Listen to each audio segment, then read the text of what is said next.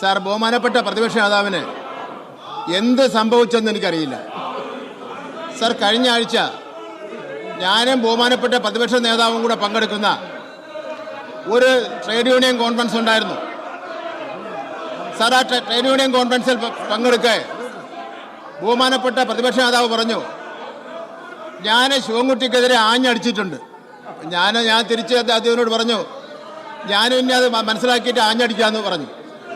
Sir, അങ്ങ് മനസ്സിലാക്കണം, തിരുവനന്തപുരത്ത് സെക്രട്ടേറിയറ്റിന് മുന്നിൽ UDFൻ്റെയോ കോൺഗ്രസിൻ്റെയോ ഒരു ധർണയുണ്ടായിരുന്നു. ആ ധർണയിൽ സാർ, എന്നെ സംബന്ധിച്ചിടത്തോളം അങ്ങ് മനസ്സിലാക്കണം, അങ്ങാണ് എനിക്ക് സംരക്ഷണം നൽകേണ്ടത്. സ്പീക്കർ അങ്ങാണ് സഭയ്ക്ക് അകത്തും പുറത്തും സംരക്ഷണം നൽകേണ്ടത്. എന്നെക്കുറിച്ച് സാർ, ഈ സഭയിൽ പറയാൻ കഴിയാത്ത രൂപത്തിലുള്ള മഹാ തരംതാണ വാക്കുകൾ ഉപയോഗിച്ചുകൊണ്ട് അദ്ദേഹം അവിടെ പ്രസംഗിക്കുന്നതിന് വേണ്ടി തയ്യാറായി.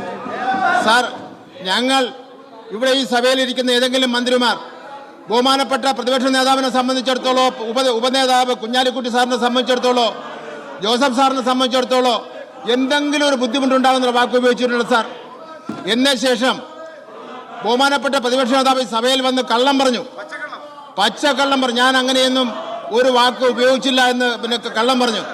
സാർ, ഇവിടെ ഈ സഭയിൽ സാർ, ഈ സഭയിൽ പറയട്ടെ സാർ, ഈ സഭയിൽ മുഖ്യമന്ത്രി ആക്ഷേപിക്കുന്നു, ബഹുമാനപ്പെട്ട ധനകാര്യ വകുപ്പ് മന്ത്രി ആക്ഷേപിക്കുന്നു, ബഹുമാനപ്പെട്ട വ്യവസായ വകുപ്പ് മന്ത്രി ആക്ഷേപിക്കുന്നു, നമ്മുടെ ആരോഗ്യവകുപ്പ് മന്ത്രി ആക്ഷേപിക്കുന്നു. എല്ലാവരോടും പുച്ഛമാണ് സാർ പ്രതിപക്ഷ നേതാവിന്. എല്ലാവരോടും സാർ, തീർന്നല്ലോ സാർ. സാർ, ഇവിടെ അങ്ങോട്ട് അദ്ദേഹം പറഞ്ഞല്ലോ ഏത് റൂളാ ഈ സമരം?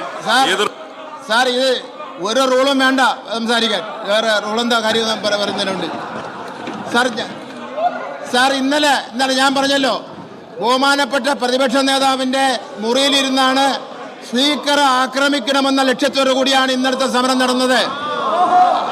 ബഹുമാനപ്പെട്ട പ്രതിപക്ഷ നേതാവ് ആ കസേരയിൽ ഇരുന്നു കൊണ്ട് 5 മിനിറ്റ് കഴിയുമ്പോൾ സമരത്തിന്റെ വീര്യം വർദ്ധിപ്പിക്കുന്നതിന് വേണ്ടിയുള്ള നിർദ്ദേശം കൊടുത്തുകൊണ്ടിരിക്കുകയാണ്.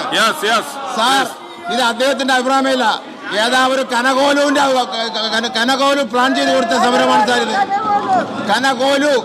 കോലു ആ കനകോലുവിന്റെ അഭിപ്രായമാണ് ഇവിടെ ബഹുമാനപ്പെട്ട പ്രതിപക്ഷ നേതാവ് പറയുന്നത്. അദ്ദേഹം പറയാ ഇന്നലെ സ്പീക്കറുടെ ചേംബറിലേക്ക് ചാടിക്കയറി അങ്ങേ ആക്രമിക്കാമെന്ന കാര്യങ്ങളെല്ലാം ശരിയാണെന്നാണ് അദ്ദേഹം പറയുന്നത്. സ്റ്റാഫിനെ സെക്യൂരിറ്റി ആക്രമിച്ച ശരിയാണെന്നാണ് അദ്ദേഹം പറയുന്നത്. ബഹുമാനപ്പെട്ട മുഖ്യമന്ത്രി പറഞ്ഞത് അദ്ദേഹം എതിർപ്പ് രേഖപ്പെടുത്തുകയാണ്. അങ്ങനെ എല്ലാ തോന്നിവാസങ്ങളെയും ന്യായീകരിക്കുന്ന ഒരു വ്യക്തിത്വത്തിന്റെ ഉടമയായി പ്രതിപക്ഷ നേതാവ് മാറിയിരിക്കുന്നു എന്നുള്ള കാര്യം. പിന്നെ ഒരു കാര്യമുണ്ട് സാർ, ഒരു കാര്യം കൂടെ സാർ, ഇവിടെ പ്രതിപക്ഷ നേതാവ് കഴിഞ്ഞ 2ാം പിണറായി ഗവൺമെന്റ് വന്നതിന് മുമ്പ് സാർ, 1ാം പിണറായി ഗവൺമെന്റ് കഴിഞ്ഞ് 2ാം പിണറായി ഗവൺമെന്റ് വന്ന അവസരത്തിൽ തിരഞ്ഞെടുപ്പ് കഴിഞ്ഞ ഉടനെ തന്നെ ഇവരെല്ലാം വകുപ്പ് തിരിച്ച് മന്ത്രിമാർക്ക് ഓരോ മന്ത്രിമാർക്ക് വകുപ്പ് തിരിച്ച്. ബഹുമാനപ്പെട്ട മിനിസ്റ്റർ പ്ലീസ്. സാർ, ഒരു കാര്യം കൂടെ അങ്ങ് മനസ്സിലാക്കാൻ പറയാണ്. കഴിഞ്ഞ 2ാം ഗവൺമെന്റ് വന്നപ്പോൾ വകുപ്പ് തിരിച്ച് ഒരാൾക്ക് മന്ത്രിയാവാൻ വേണ്ടി പറ്റില്ല. ഇപ്രാവശ്യവും അദ്ദേഹം മുഖ്യമന്ത്രിക്ക് വേണ്ടി പഠിച്ചുകൊണ്ടിരിക്കുകയാണ് സാർ, മുഖ്യമന്ത്രി ആവുന്നതിന് വേണ്ടി പഠിച്ചുകൊണ്ടിരിക്കുകയാണ്. 1ാം പിണറായി ഗവൺമെന്റ് വന്നു, 2ാം പിണറായി ഗവൺമെന്റ് വന്നു, 3ാമതും പിണറായി ഗവൺമെന്റ് വരുമെന്നുള്ള കാര്യത്തിൽ സംശയമില്ല സാർ. അതുകൊണ്ട്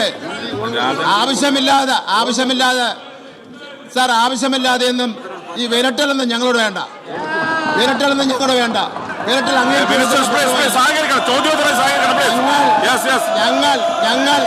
ഞങ്ങൾ ചില കാര്യങ്ങൾ കൂടി ഇവിടെ പറഞ്ഞാൽ പലരും മുണ്ട് തലയിലിട്ടുണ്ട് ഇവിടുന്ന് പോവേണ്ടി വരുമെന്നുള്ള കാര്യത്തിൽ തർക്കമില്ല എന്നുള്ള കാരണം ഞങ്ങൾ പല കാര്യങ്ങളും സാർ